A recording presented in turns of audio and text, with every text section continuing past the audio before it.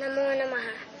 मैं कृष्णा त्रिवेदी श्री कपिलेश्वर वैदिक गुरुकुलम लखनऊ से ओम श्री हनुमत स्तुति हनुमानंजना सूनु वायुपुत्रो महाबलः रामेष्टफाल्गुनसखः पिङ्गाक्षो मितविक्रमः उदतिक्रमणाश्चैव सीताशोकविनाशनः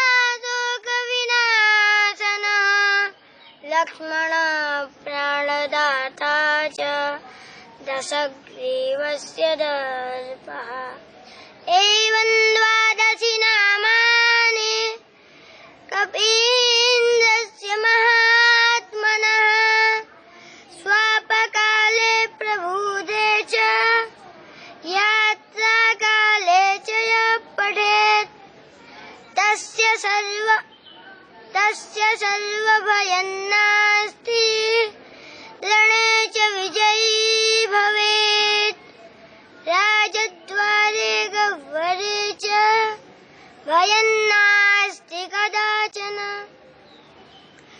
ओम तत्सत्।